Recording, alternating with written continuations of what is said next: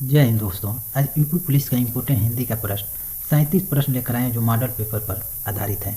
अगर आप उत्तर प्रदेश पुलिस की तैयारी कर रहे हैं तो इस वीडियो को पूरा देखिएगा, क्योंकि मैंने वही क्वेश्चन लिया जो एग्जाम में बार बार पूछा जाता है। अगर आप इस चैनल पर नए हैं तो कृपया सब्सक्राइब करें, लाइक करें और बेल आइकन दबाना ना भूलें। अगर आपको इसका PDF चाहिए तो इस वीडियो के डिस्क्रिप्शन में टेलीग्राम का लिंक दिया गया है, आप टेलीग्राम ज्वाइन करके इसका PDF डाउनलोड कर सकते हैं। तो चलिए क्वेश्चन की तरफ चलते हैं। पहला क्वेश्चन है, क्रिया के मूल रूप को क्या कहते हैं? तो क्रिया के मूल रूप को धातु कहते हैं। ऑप्शन सी सही हो जाएगा।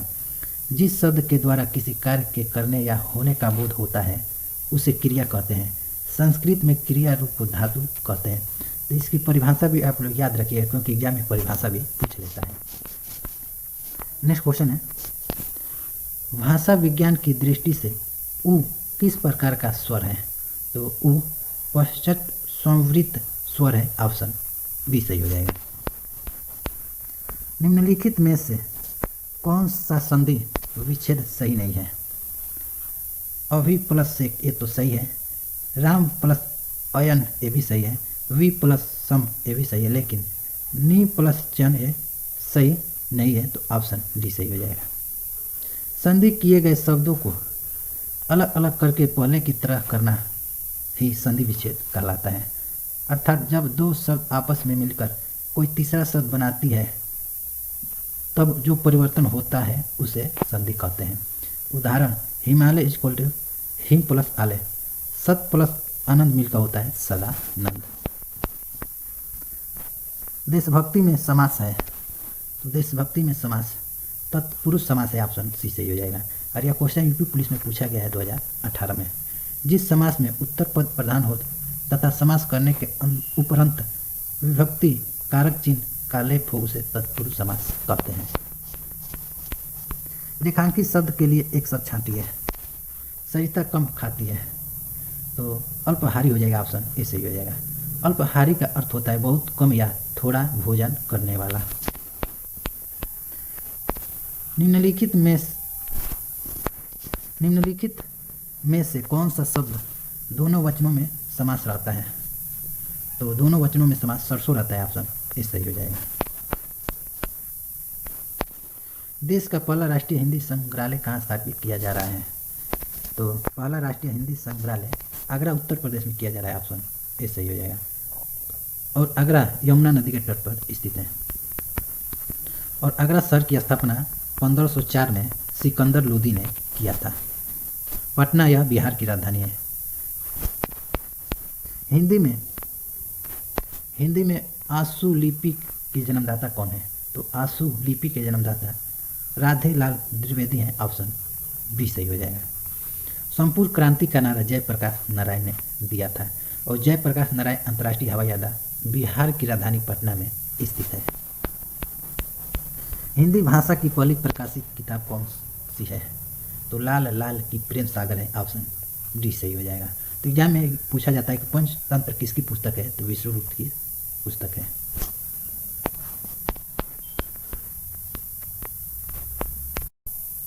ज्ञ अक्षर रहता है, तो ज्ञ अक्षर संयुक्त व्यंजन है। ऑप्शन सी सही हो जाएगा। हिंदी वर्णमाला में स्वर और व्यंजन को मिलाकर कितने अक्षर हैं? तो स्वर और व्यंजन मिलाकर 52 है। ऑप्शन सी सही हो जाएगा। स्वर की संख्या 11 है, व्यंजन की संख्या 41 है। एग्जाम में कई बार पूछा गया है कि स्वर की संख्या कितनी है? तो 11 है और व्यंजन की संख्या 41।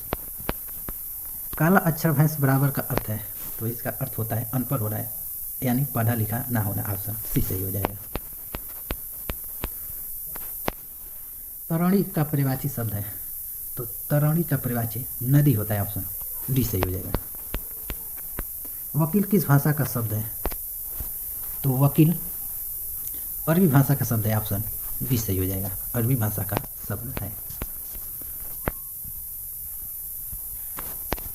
कोष्टांकित विराम चिन्ह का नाम क्या है? तो इसे अर्ध विराम भी कहा जाता है। ऑप्शन सी सही है। इसका प्रतीक भी आप लोग याद रखिएगा, प्रतीक भी एग्जाम में पूछता है।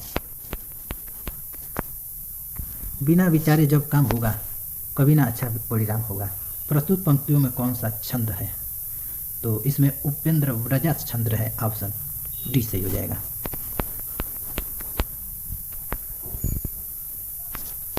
जहाँ उपमेय में कहानी सिद्ध करके उपमान का आरोप जाए वहाँ होता है, तो वहाँ अपनहुति अलंकार होता है। ऑप्शन सी सही हो जाएगा।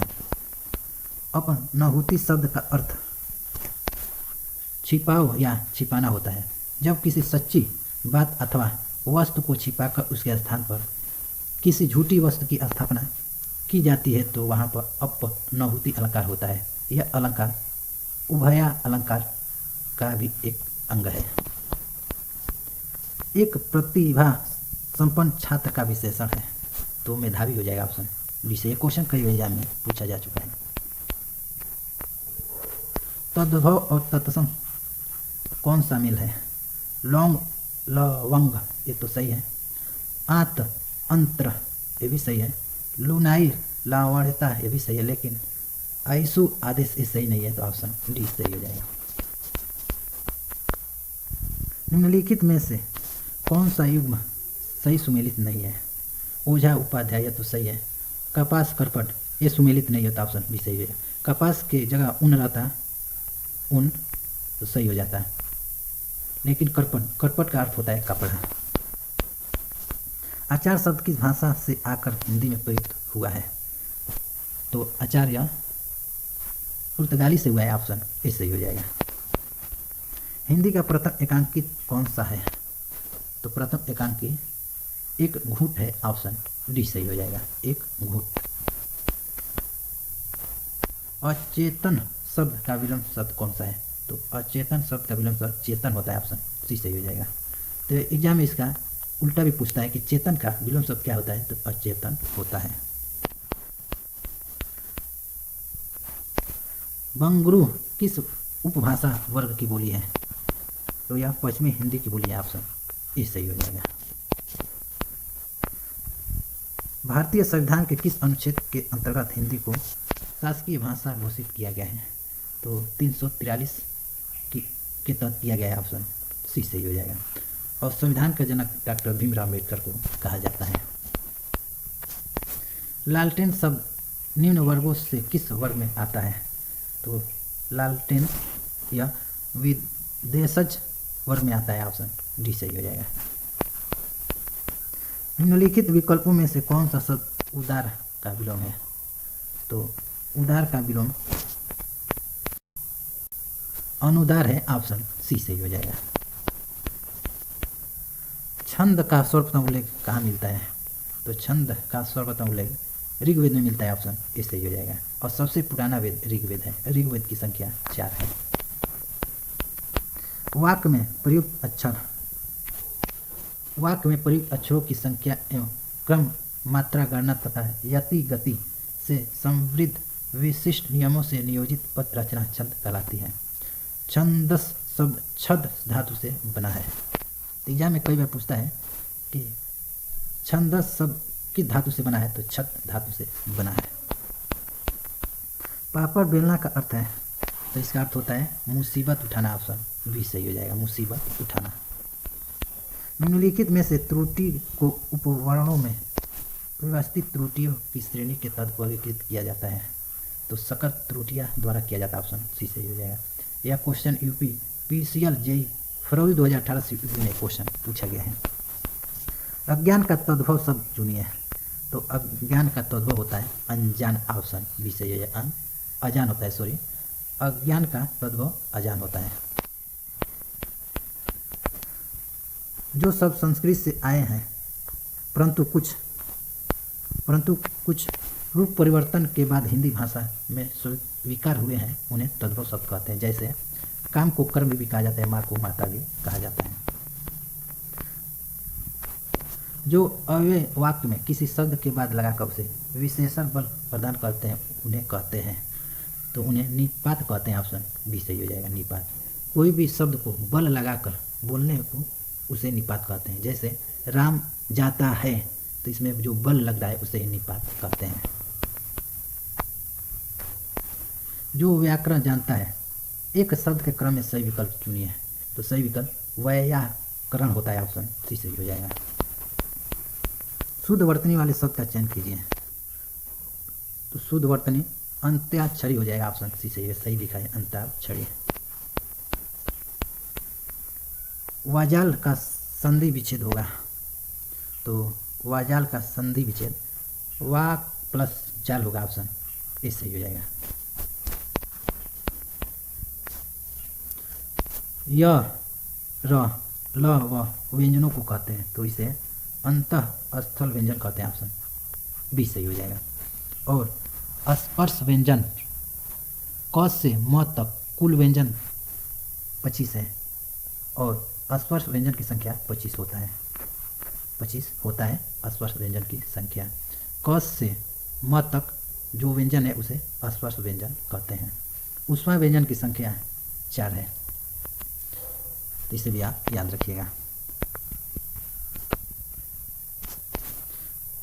अंत का अर्थ है भीतर, जो व्यंजन उच्चारण के समय मुंह में रहते हैं उन्हें अंतःस्थ व्यंजन कहते हैं। नेक्स्ट क्वेश्चन है, लास्ट क्वेश्चन है, उत्पत्ति के आधार पर शब्द के कितने भेद होते हैं? तो शब्द के 4 भेद होते हैं, ऑप्शन बी सही है। यह क्वेश्चन एमपी पटवारी में पूछा गया 2017 में। तत्सम, तद्भव, दशेज तथा विदेश। तो टोटल आपको 37 प्रश्न करा दिए। अगर ये वीडियो आपको पसंद आया तो कृपया सब्सक्राइब करें, लाइक करें और बेल आइकन दबाना ना भूलें। अगर आपको इसका पीडीएफ चाहिए तो इस वीडियो के डिस्क्रिप्शन में टेलीग्राम का लिंक दिया गया है, आप टेलीग्राम ज्वाइन करके इसका पीडीएफ डाउनलोड कर सकते हैं। तो मिलते हैं आपको नेक्स्ट वीडियो में, तब तक के लिए जय हिंद।